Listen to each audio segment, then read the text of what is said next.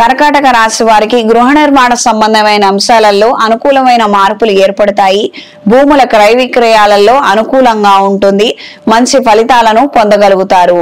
కొంతమంది కొన్ని కొత్త బాధ్యతలను తీసుకొచ్చి మీకు అప్పగించి మీరు చేస్తే బాగుంటుంది అన్న విధంగా మంచి పరిణామాలు ఏర్పడతాయి.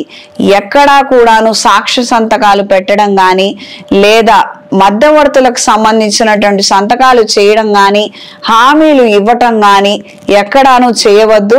ఇది గ్రహించి మెలగండి. వ్యవహారం లాగానే ఉండనివ్వనండి. ఒక పెత్తనం ఇచ్చారు, ఆ పెత్తనానికి తగ్గట్టుగా మీరు ప్రవర్తించండి. అంతేగాని ఇతరితర విషయాలలో లిటిగేషన్ల విషయాలలో మాత్రం మీరు ఇరుక్కోవద్దు. దూర ప్రయాణాలు అనుకూలంగా ఉంటాయి. స్పోర్ట్స్ క్రీడా రంగంలో ఉన్న వారికి కాలం కలిసి వస్తుంది. ఛాంపియన్షిప్లు కాంపిటీషన్స్ లో మంచి విజయాలను పొందగలుగుతారు. వ్యక్తిగత అభివృద్ధి కోసం కరాటే మార్షల్ ఆర్ట్స్ నేర్చుకోవాలన్న ఆలోచనలు ఏర్పడతాయి. ఈ కార్తీక మాసంలో 1,00,000 ఒత్తులు లేదా 1,00,000 ఒత్తులతో అష్టమూలికా తైలము లేదా ఆవు నేతితో కలిపి దీపారాధన చెయ్యండి. తద్వారా మంచి పరిణామాలు ఏర్పడతాయి. ప్రత్యేకంగా ఈ రాశి వారికి ఆర్థిక అభివృద్ధి కోసము లక్ష్మీ కుబేర పాశుపత హోమాన్ని జరిపించండి. ఏ పాశుపత హోమం అయినా జరిపించే ముందు వ్యక్తిగత జాతకాన్ని పరిశీలించుకొని అవసరం మేరకు చేసుకోగలిగితే తద్వారా మంచి పరిణామాలు ఏర్పడతాయి.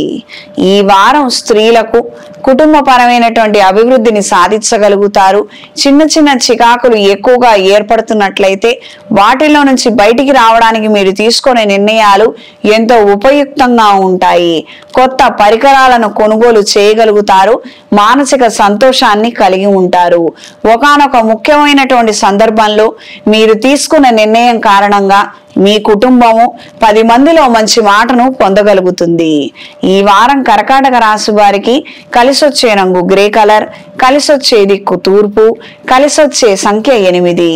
ప్రతిరోజు శ్రీ వెంకటేశ్వర స్వామి వారి అష్టోత్తరాన్ని పఠించండి.